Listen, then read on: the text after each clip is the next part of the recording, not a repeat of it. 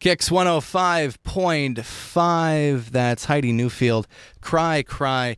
Right now, it's time to take a look at our attention to Mike Barrett from Barrett Insurance. Good morning, Mike. Hey, good morning. How are you? It's good to have you back here. Thank you. And I want to talk today about dogs. Yeah, my favorite topic. So, when a dog comes onto a person's property, and I've had this happen at my house in Johnson when I was a kid, came up to my property, went absolutely insane and destroyed a lot of irreplaceable items. Mm-hmm. I'm not a smart man. I never claimed to be a smart man, but I've always wondered. Nor do I.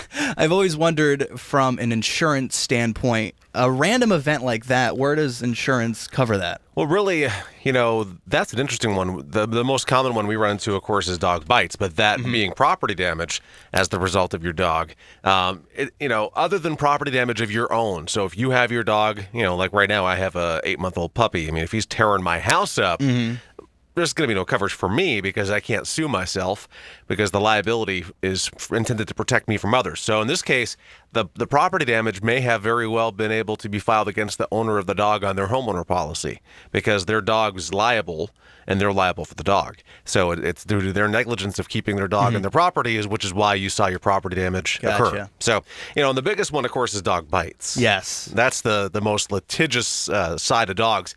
And the reason we're talking about this morning is I guess somebody last week inquired here at the station and asked, if we could. We always want to give the fans what they want. And they want dog conversation, which is fine. So I think I'm going to try to cover as many areas of this as possible because I wasn't sure as to what the specific part of that question was. I just saw talk about dogs. So that's what we're talking about. So from a liability standpoint, your homeowner policy, whether you're a tenant homeowner policy, so you're renting an apartment and you have a renter's policy, whether it be that or a traditional homeowner policy, you have liability on there. And whatever limit you choose, whether it be $100,000, yikes, don't go that low, $300,000, not bad, $500,000, definitely go for that limit. That's the best one. For the price, some companies go to $1 million, but whatever you choose, that's the maximum amount the company is going to pay for your negligence causing bodily injury or property damage to others. And your dog really could cause both. Yes. So that's why, dogs kind of fall into the same category as trampolines, if you will, or unfenced pools. Oh, really? You try to, there are certain things companies are looking for to try to prevent a loss or minimize the possibility of a loss. So dogs are limited to certain breeds. So certain breeds are just not acceptable by any insurance company in most cases. There are some companies that I shouldn't say any. There are some companies that don't have a specific dog rule. There's maybe one or two of them that still exist. Most have implemented. Even the ones that were long-term holdouts on certain types of dogs, even over the past couple of years, they have implemented a dog list of unacceptable dogs. What are those unacceptable dogs, you may ask? Yes. Rottweiler. Of course. Pit Bull. Presa Canaria. We also have some companies that toss in there German Shepherds. Not many. Very few companies put that on there.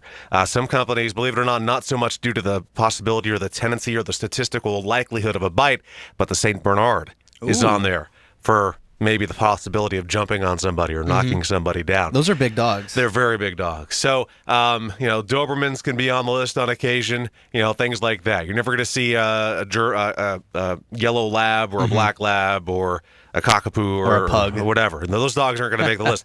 But in addition to the specific breeds, almost every carrier that I come across has a guideline saying, or any dog with known violent tendencies, if you will. So any dog that's got a previous bite history or any kind of an issue like that, or is well known to be becoming a problem, our hands kind of forced to not go after that animal because, and it's the likely probability that the company's going to have a large sum to pay out.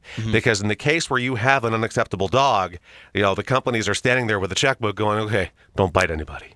Don't bite anybody. Oh, they bit. Let's write a check. We're in trouble. So now the next part of this question, this will be the final part because I don't like to go long. All right. Sean does, but Sean's a talkative guy. I hate it. But the final part of this is then you go to yourself, well, Mike, you just mentioned all these dogs that people can't have. I know at least a dozen people with Rottweilers, and they're extremely friendly dogs, which I would most likely tend to agree. Remember, I'm just telling you the list. I didn't make it, so I'm a dog fan, so that's good. But if you have a homeowner's insurance policy, let's say you bought it a year ago, maybe a day ago. Hopefully not, because we try to instruct people what's acceptable and what's not. But if you have a homeowner policy and you don't remember that there's a specific dog list, and you go, let's adopt a dog, and next thing you know, you have a dog that's got a mix or a variation, which, by the way, mix or variation of any of those breeds still unacceptable. Really? Yes. So if you got a couple of friends with them, they probably got it without their insurance company's knowledge. And so now we go to, okay, well, now they're shopping for insurance. What's the probability they're going to get insurance? Pretty low. All right, so, Mike Barrett, thank you very much for coming down today, explaining all of this dog nonsense with us. Doggone it. And you'll be here with Sean next week. Yes. It's been a wonderful ride. Thank you very much. Doing a good job, sir. Thank you. Barrett Insurance Agency, I'll just give you the details. 309 Portland Street, St. Johnsbury, online at thebarrettagency.com, Facebook, Google+, and YouTube, Barrett Insurance Agency. Still, Google Plus throws me off every time. All right, thank you very much. We'll have more music from Patty Lovelace coming up on Kicks.